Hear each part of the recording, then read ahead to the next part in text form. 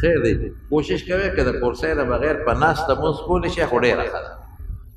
زمونږ حاجي صاحب همیشه ګوټ کې ناست دی او په ناسته مونځ کوي خپه کې تکلیف دی که نه نو د کورسۍ نه بغیر که په ناسته کولی شئ ډېره ښه ده او که نه شئ کولی بغیر د کورسۍ نه بیا په کورسۍ هم کولی شئ په لومبي صف کې هم کولی شئ په دویم کې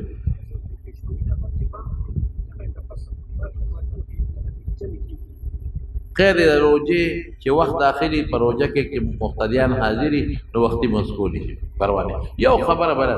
بعضې وخت کې بانګ ووایي هله وایي بانګ یې اوبه راوړی نو خلک یو جام اوبه ووایي نو هلکه بانګ خو هغه وخت کې خلک وایي چې سبا ختلي دي نو چې سبا ختلي او دغه وخت د اوبه وڅښلې ګورې روجه دې ونه شوه خلک د بانګ وخت کې عموما اوبه څښي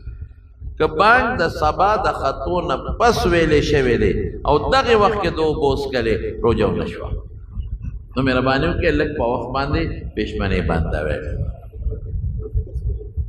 نو لوډ سپیکر دی که جمع ډېره زیاته وي او بغیر د لوډ سپیکر نه اواز شاته صف ته نه رسېږي نو بیا خیر دی خو اعلان دیو کې خلکو ته ضروره مونږه نو هغه لوډ سپیکر د استعمال کې جومات کې لاندې خولي کړ بره ولې استعمال بره خو د قرآن شریف تلاوت دی بار خلک اوري ماشوم به صدقه لارئ مور دا کور کې ضروري خبرې هغوی ورته غوږ کښېنږدي نو ګناهګارېږي وبال ټول د ده په سر راځي نو بېځایه د لوډ سپیکر نه استعمال